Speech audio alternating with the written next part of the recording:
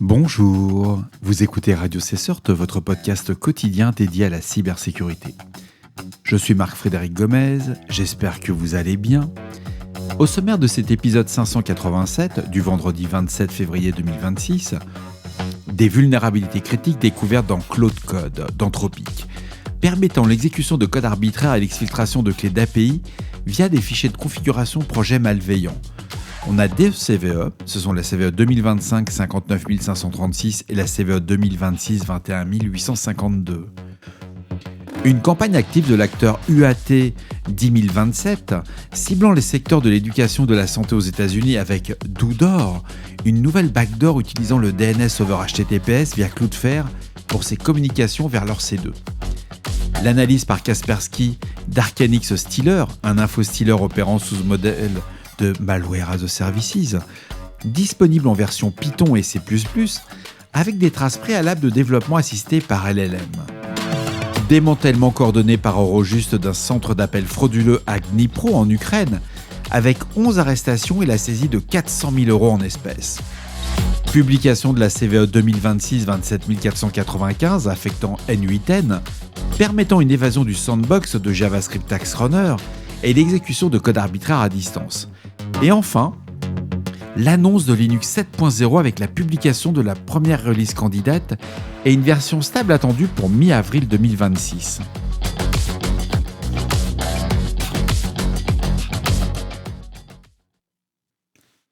Des chercheurs de Checkpoint Research ont identifié des vulnérabilités critiques dans Cloud Code. L'outil de développement en ligne de commande Anthropic, il y a deux CVE qui ont été publiés. La CVE 2025 59 536 et la CVE 2026 21 852, la première faille exploite le mécanisme de hooks intégré au fichier de configuration projet. Un attaquant peut injecter dans le fichier .cloud/setting.json une commande shell exécutée automatiquement à l'initialisation de Cloud Code, sans confirmation explicite de l'utilisateur.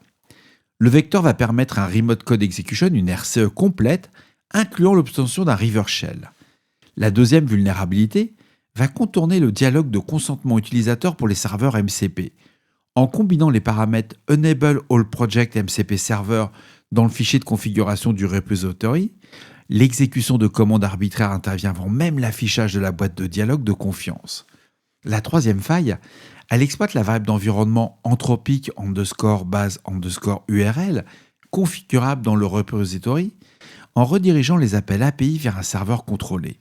Un attaquant va exfiltrer la clé API d'Anthropic de la victime en clair avant toute interaction utilisateur.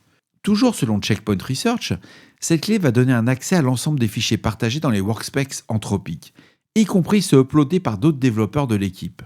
Ces vulnérabilités constituent un vecteur de supply chain attack exploitable via des pull requests malveillantes, des repositories piégés ou des dépôts internes compromis. Anthropic a corrigé l'ensemble des failles entre août 2025 et janvier 2026 et la divulgation publique a eu lieu le 25 février 2026. Le 25, c'était la journée d'avant-hier.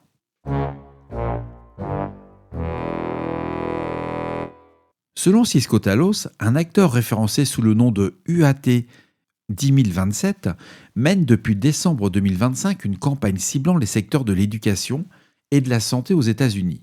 La campagne déploie une backdoor inédite baptisée DoDoor, D-O-H-D-O-O-R.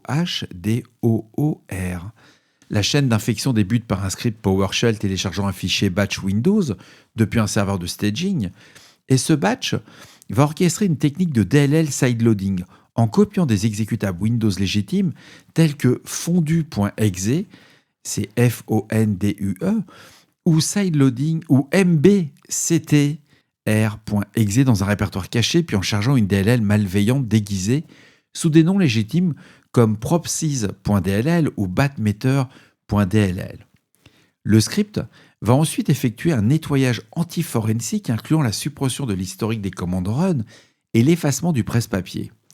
DoDoor utilise la technique DNS over HTTPS via le service DNS de Cloudflare pour résoudre ces domaines C2. Il va contourner les systèmes de détection DNS traditionnels ou les DNS Sync All et l'infrastructure C2 est dissimulée derrière le réseau Cloudflare avec des sous-domaines imitant des mises à jour Microsoft Windows. La payload reçue est déchiffrée via un algorithme XOR sub avec un cipher position dependent, puis injectée dans des processus Windows légitimes par process hollowing, et cette backdoor va implémenter un EDR bypass par unhooking des syscalls dans ntdll.dll. C'est super bien fait. Alors Talos a évalué qu'avec un niveau de confiance assez faible, que UAT, alors normalement j'aurais dû dire 10027, moi je dirais 10027, c'est plus simple, est lié à la Corée du Nord. Sur la base de recoupement de TTP avec le groupe Lazarus, notamment l'utilisation de la constante hexadécimale 0x26, dans la routine de déchiffrement et les techniques DLL de side-loading ou de process hollowing ciblant les mêmes binaires Windows. C'est à prendre avec prudence.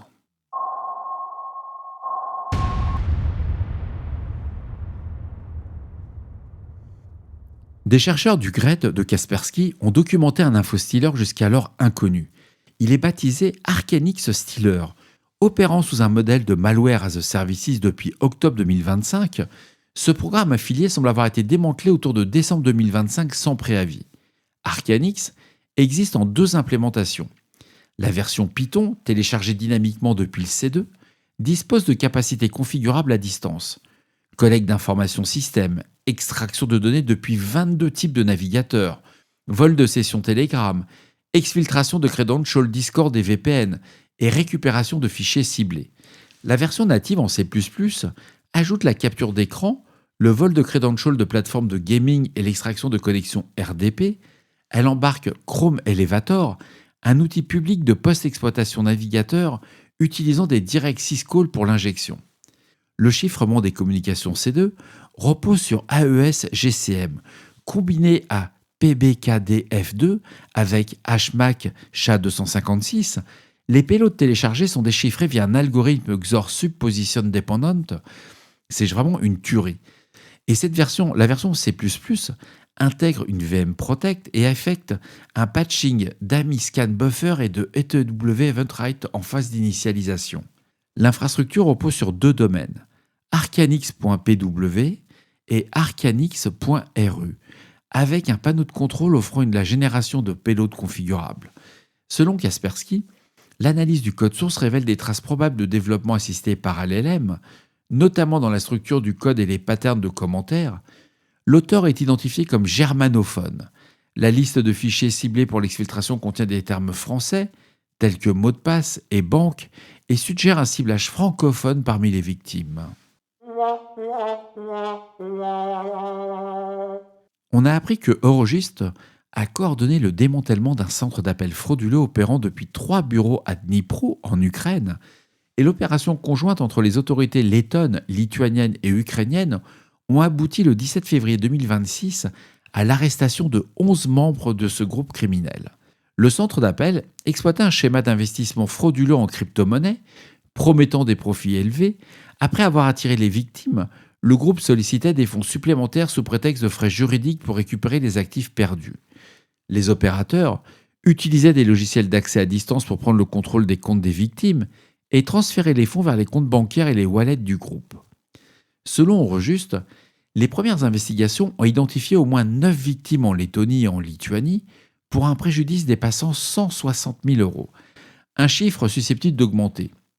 Une Joint Investigation Team, donc ce sont plusieurs polices qui se sont regroupées, a été constituée au sein d'Eurojust pour coordonner les échanges d'informations et de preuves entre les 3 juridictions. Et lors de la journée d'action, des perquisitions ont été menées dans 32 lieux différents, 10 suspects ont été placés en détention provisoire, une sous-assignation à résidence et les saisies comprennent 400 000 € en espèces, 2 wallets de crypto-monnaie, 8 véhicules de luxe, ainsi que du matériel informatique, des documents et des cartes SIM. L'analyse des preuves numériques saisies est en cours. En tout cas, bravo.